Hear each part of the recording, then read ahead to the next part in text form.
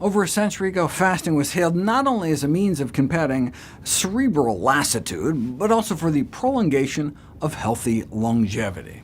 If that turns out to be true, FGF21 might be a missing link. FGF21 is characterized as a systemic enhancer of longevity. It can be boosted through prolonged fasting, but thankfully there are other less drastic measures, such as more carbs or less protein. Give people lots of starchy foods, and you can shoot up FGF21 levels. The healthiest sources would likely be whole grains and beans, since butyrate appears to boost FGF21 too, and we get that from fiber. That's one of the things our good gut bugs make from fiber-rich foods. Circulating FGF21 levels are also increased dramatically when you eat a lower protein diet, over 150% increase within 4 weeks. And when I say protein restriction, it can just be restricting protein intake down from the typical excess that most Americans get down to the recommended amount. The recommended daily allowance of protein for most men is 56 grams of protein a day, though most American men are getting over 100. So if you take men getting the typical excess of about 112 grams a day and reduce them down to 64, which again is still more than the recommended 56, so the protein-restricted group was still getting more than enough protein, you can essentially double FGF21 levels in the blood. That may help explain why, despite them getting significantly more calories, they lost more body fat.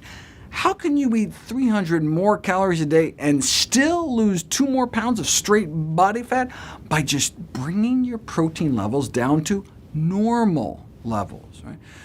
Who hasn't fantasized about a diet that allows ingestion of excess calories that are burned off effortlessly by ramping up fat burning? So maybe we should play down protein to play up metabolism, thanks to FGF21. Even just a quite modest protein restriction regimen, down to the recommended levels, may have significant clinical benefits. Now, this was after a month and a half. A similar study found that even less protein restriction, taking men down to just 73 grams a day, resulted in a 6-fold increase in FGF21 within a single week, accompanied by a significant increase in insulin sensitivity. They conclude that dietary protein dilution promotes metabolic health in humans.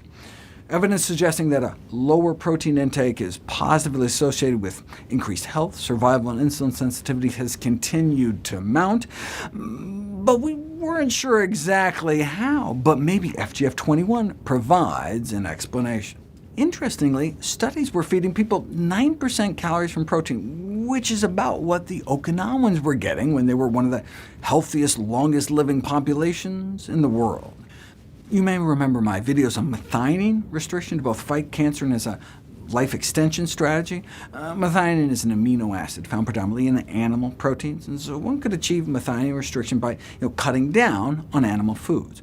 Well, that may actually be an FGF21 effect. Methionine restriction boosts levels, so much so it's been called the most important mediator of the metabolic reprogramming in methionine restriction. So some proteins may be more important to restrict than others.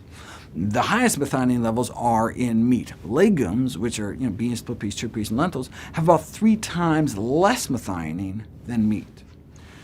FGF21 has been proposed as a potential mediator of the protection from cancer, autoimmune diseases, obesity, and diabetes afforded by strictly plant-based diets. Maybe that's one of the reasons that whole food plant-based diets have been shown to have such extraordinary results.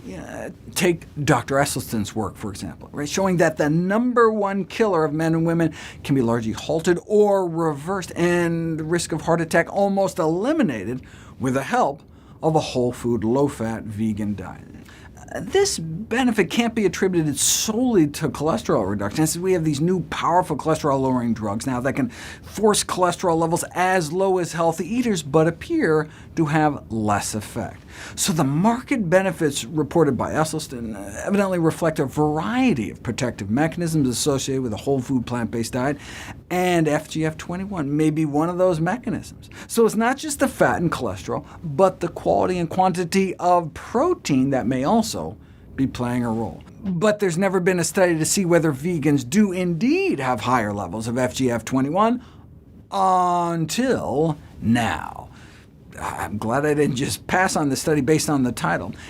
In addition to studying New Zealand obese mice, they investigated the circulating FGF21 levels among those eating plant-based, and then put it to the test by removing meat from other people's diets to see if FGF21 would go up. And FGF21 levels were markedly higher in vegan humans compared to omnivores, and they went up when the omnivores were switched to vegetarian diets after just 4 days.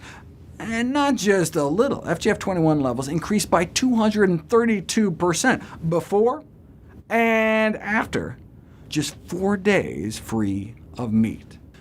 Bottom line is that the various fasting approaches are likely to have limited efficacy, particularly on aging and conditions other than obesity, unless combined with high-nourishment diets, such as the moderate calorie intake, mostly plant-based Mediterranean or Okinawa low-protein diets, by which they mean the recommended amount of protein.